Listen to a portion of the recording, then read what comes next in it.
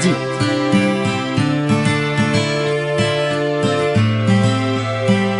Mass Production.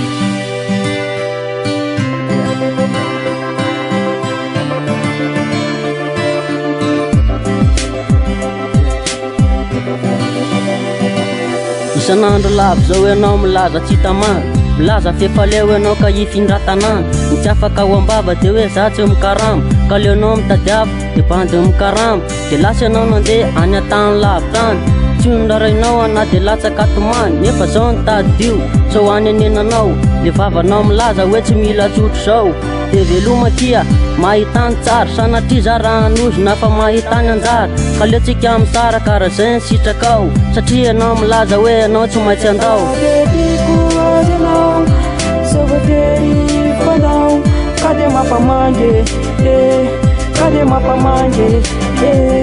Na dedico hoje não, só vou ter fanao, cadê mapamangue? Cadê mapamangue? Nun tifsina ny alanao tato an-trano, tsy tatonao ninjany de lasa ianao tsy tany.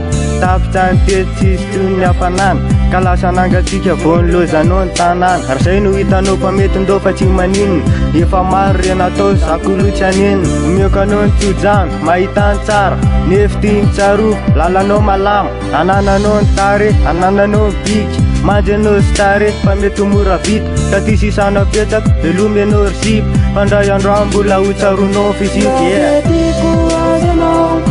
Só vou ter fanao, cadê mapamangue? Cadê mapamangue? Na dedico hoje não, só vou ter fanao, cadê mapamangue? Cadê mapamangue? Velome anao risipa fany atsika efatsy anjara, reverahantsika leo hipetrako tantara.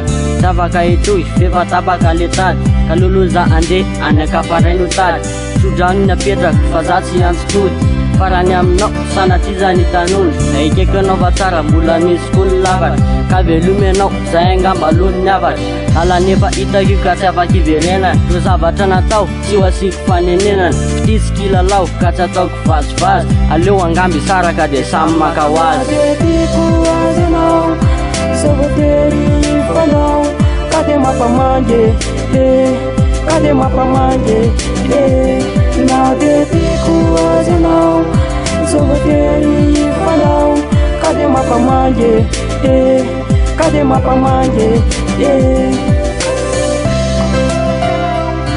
Só vou ter fanao, cadê mapamangue? Cadê mapamangue?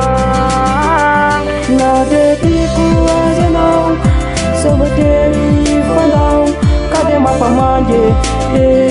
Cadê mapamangue? Na dedico hoje não, só vou ter fanao, cadê mapamangue? Cadê mapamangue? Dedico hoje não, só vou ter fanao, cadê mapamangue? Cadê mapamangue?